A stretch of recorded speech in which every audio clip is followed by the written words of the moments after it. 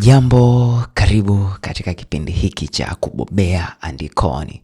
Tunaingia zaidi katika kuchunguza maandiko.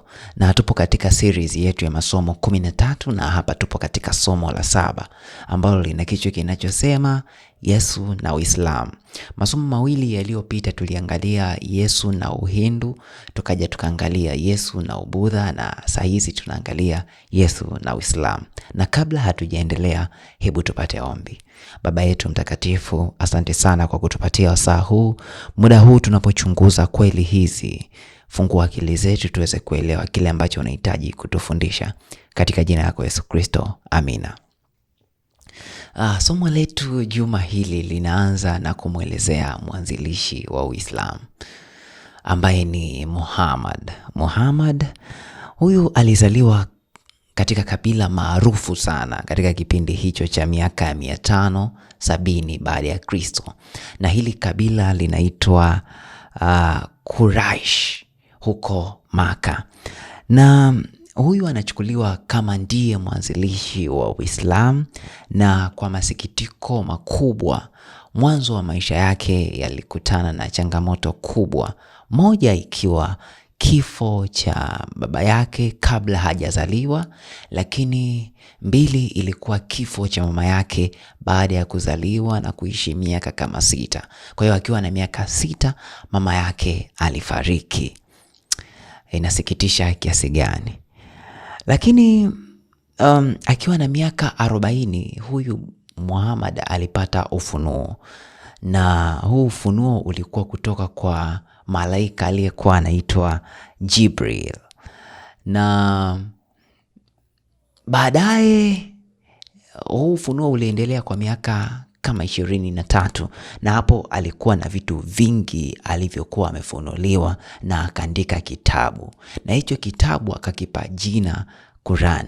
Ujumbe wa Muhammad ulikuwa na mambo kadha wa kadha, lakini jambo moja kubwa lilikuwa linahusu Mungu mmoja, au tunaweza tukasema monotheism. Sasa katika kipindi hicho ambacho alikuwa akiishi, kulikuwa na jamii nyingi ambazo zilikuwa na mwongozo wa ibada zao, na zilikuwa ni ibada ambazo zilikuwa ni za kipagani, na zilikuwa zina miungu wengi ambao walikuwa wakiziamini, au watu hao walikuwa wakiwaamini hao miungu.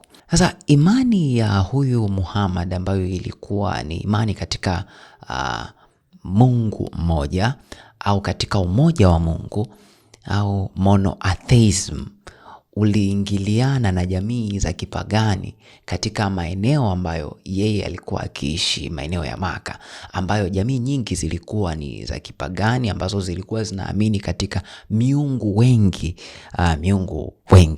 Kwa hiyo hii ikaleta mgogoro mkubwa, na hatimaye ikafanya kuwe na chuki kiasi kwamba bwana Muhammad na jamii ndogo aliyokuwa ameianzisha, ambayo ilikuwa imeanza kuyaamini mafunuo yake na kile kitu alichokuwa akikiamini,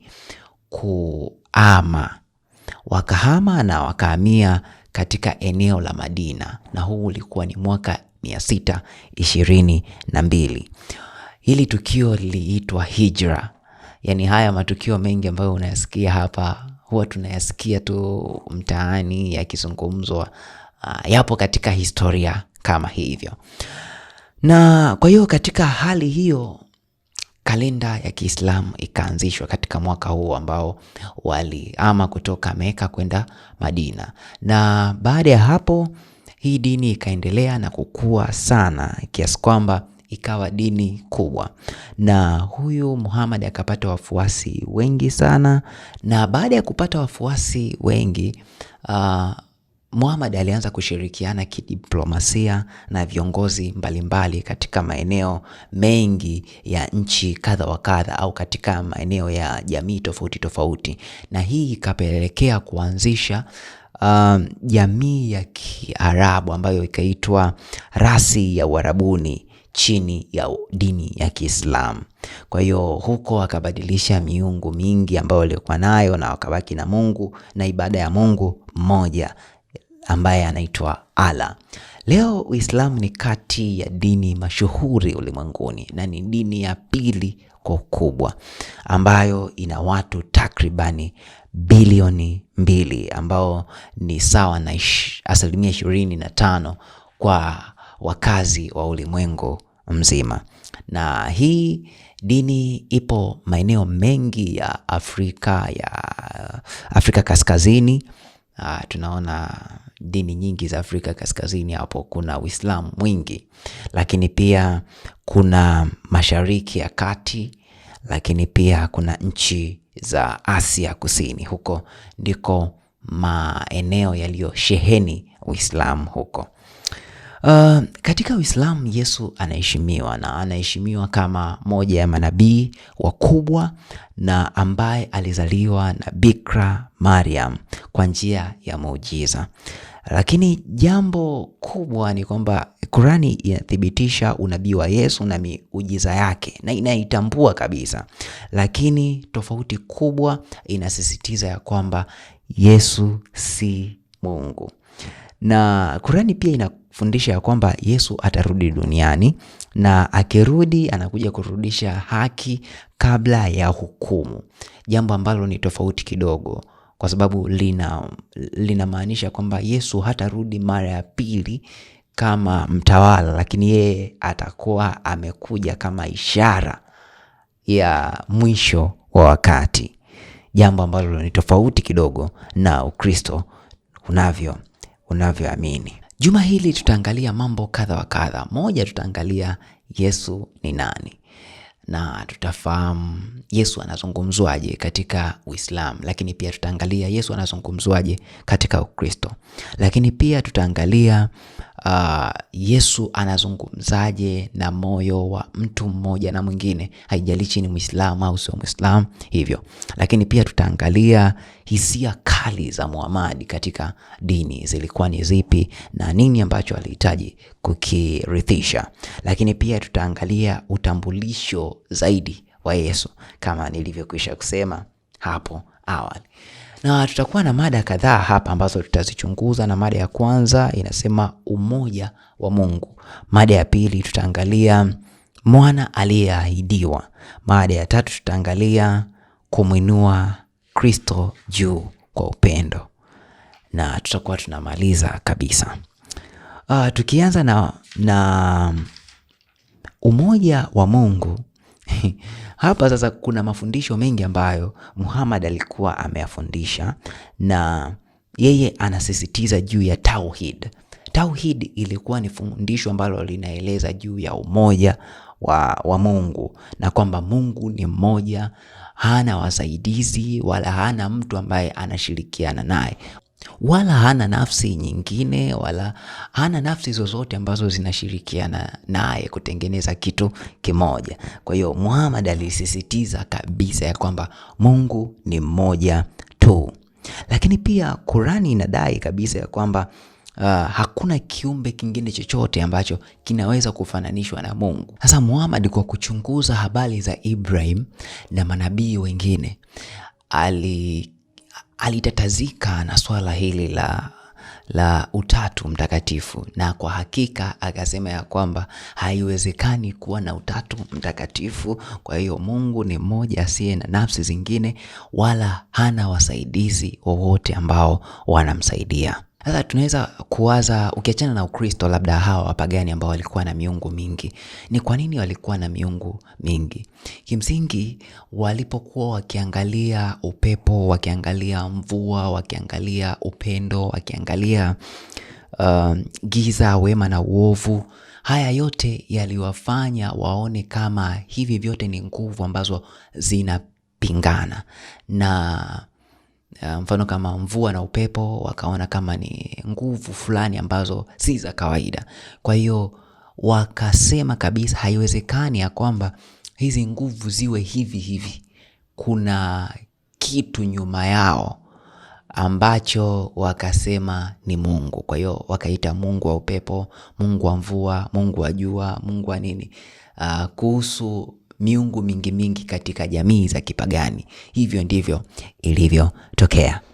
Lakini katika maandiko Mungu mwenyewe anajitambulisha katika namna tofauti isiyo ya kawaida. Ni katika hali ya kitofauti zaidi. Unaposoma katika kitabu cha Kumbukumbu la Torati 6 fungu la 4 anasema, sikiza Israel, Bwana Mungu wetu, Bwana ndiye mmoja. Yani Mungu ni mmoja. Mungu ni mmoja. Sasa kuna maana ya kina zaidi unaposoma katika lugha ya Kiebrania na si lugha ya Kiswahili. Nitajaribu kusoma katika Kiebrania na namna ambavyo inamaanishwa haswa. Hili fungu Kiebrania limeandikwa hivi: Shama, yani sikiza, Israel, Israel. Yahweh, yani Mungu, Mungu mmoja. Elohim, yani Mungu, jina la Mungu hilo lakini linamaanisha Mungu katika mwingi. Yahweh ni Ekad, yani Mungu Yahweh katika umoja. Elohimu, Mungu katika wingi, ni mmoja. Sijui unanielewa? Hivi ndivyo hili fungu linamaanishwa Kiebrania. Unajua Waebrania walikuwa na misamiati mingi na ambayo yani mfano wao hata upendo, wakisema upendo unaweza ukawa na aina mbili za upendo au zaidi. Kwa mfano kuna agape, eros, phileo na kadhalika. Lakini hata hapa kuna jina la Mungu Yahweh ambayo inamaanisha Mungu mmoja, lakini Elohim, Mungu lakini Mungu katika wingi. Mungu, jina la Mungu lakini katika wingi. Sasa hii yote aliyokuwa anaimaanisha ni kwamba Mungu ana wingi katika umoja. Sijui unanielewa? Yani kama ulikuwa umefunga akili yako, hebu jaribu kuifungua. Kwa hiyo hili fungu linamaanisha kwamba Israel, sikiza, Mungu mmoja au Mungu katika wingi ni mmoja. Nadhani kirahisi tunaweza tukasema hivyo. Kwa hiyo Biblia inaeleza Mungu ni mmoja lakini aliye katika nafsi tatu, jambo ambalo Uislamu hauamini hivyo. Uislamu unaamini ya kwamba Mungu ni mmoja tu, hana nafsi zingine wala hana wasaidizi wala hahitaji kitu kingine chochote ambacho kinatakiwa kusaidia kwa yeye kufanya kitu fulani au kufanya jambo fulani. Kuna mwana aliyeahidiwa. Kimsingi Uislamu na Uyahudi wote unaamini ya kwamba Ibrahim alikuwa baba wa imani na ni mtu mashuhuri na mtu ambaye anapaswa kuheshimika katika imani. Lakini swala la mwana aliyeahidiwa kuna utofauti hapa. Uislamu kwanza unaamini ya kwamba mwana aliyekuwa ameahidiwa wa Ibrahim sio Isaka, lakini ni Ishmael. Wakati huo Ukristo kuhusu mwana aliyeahidiwa wa Ibrahim unaamini ya kwamba alikuwa ni Isaka. Zaidi ya hapo, Ukristo unaamini zaidi ya hapo ya kwamba baadaye mwana ambaye aliahidiwa kupitia uzao wa Isaka ni Yesu Kristo. Wakati huo Uislamu hawaamini kama kuna kitu kama hicho. Kwa hiyo kuna mtazamo kama huu ambao upo. Yesu mwenyewe katika vitabu mbalimbali vya Injili alikuwa akiwaeleza wanafunzi wake juu ya swala la Ibrahim na namna ambavyo anamfahamu. Kwa mfano Yohana 5 fungu la 56 anasema, Ibrahim baba yenu alishangilia kwa vile alivyoiona siku yangu, naye akaiona akafurahi. Kwa hiyo Ibrahim alimtazamia mwanakondoo ambaye huyu mwanakondoo alitakiwa aje ili kuokoa. Unaweza ukaona pale mlimani Ibrahim alipokuwa ameenda kumchinja Isaka kama alivyokuwa ameagizwa, na akaahirisha kumchinja kwa sababu malaika alikuja akamwambia hapaswi kumchinja kwa sababu kuna mwanakondoo ambaye atapaswa kuchinjwa badala ya Isaka. Ibrahim alitambua ya kwamba lile tukio lilikuwa zaidi ya lile, na mwanakondoo wa Mungu ambaye ni Yesu Kristo atatakiwa ashuke ili kuwakomboa wanadamu. Kwa hiyo alipoiona hiyo siku alifurahi, na ndiyo maana Yesu hapa anasema Ibrahim baba yenu alishangilia kwa vile atakavyoiona siku yangu, naye akaiona akafurahi. Kwa hiyo Isaka aliokolewa kwa sababu kulikuwa na mwanakondoo, na hili tukio lilikuwa likionyesha katika unabii ya kwamba Yesu Kristo atashuka na kama mwanakondoo atakuja, atauawa ili kwamba mwanadamu aweze kuponwa. Utambulisho wa Yesu ulipata uzito zaidi pale ambapo Yesu mwenyewe alijitambulisha katika hekalu akisema kwamba amini amini nawaambia, yeye Ibrahimu asija kuwako, mimi niko, katika kitabu cha Yohana 8 fungu la 58.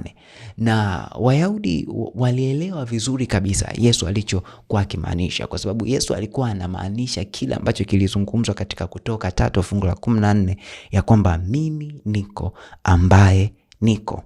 Na Wayahudi wakakasirishwa kutokana na maneno haya ambayo Yesu aliyasema, wakataka kumpiga mawe, wakataka kumpiga, na kwa sababu alitambua ya kwamba anachokisema pale alimaanisha ya kwamba yeye ndiye Mungu wa Agano la Kale. Lakini ndivyo alivyokuwa. Na jambo kubwa Yesu alilokuwa akilimaanisha hapa ni kwamba katika yeye kuna uzima, na katika yeye kuna chanzo cha uhai ambao hauwezi kutokana kwa mtu mwingine kabisa. Na jambo kubwa ambalo natamani hapa ulifahamu ni kwamba Yesu hazungumzi juu ya masuala ya kibiolojia, kwa sababu hata kuzaliwa kwake hakukufuata kanuni za kibiolojia. Yesu anazungumza zaidi ya ubiolojia, lakini hapa anazungumza juu ya swala la kiroho zaidi. Sasa kuna swali hapa na juu ambalo unaweza ukawa unajiuliza kwamba ikitokea Waislamu wameniuliza juu ya mtazamo wa Kristo juu ya Yesu, niwaambie nini?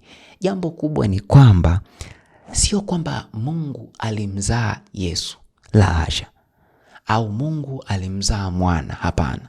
Lakini swala ni kwamba Mungu alifanyika mwana.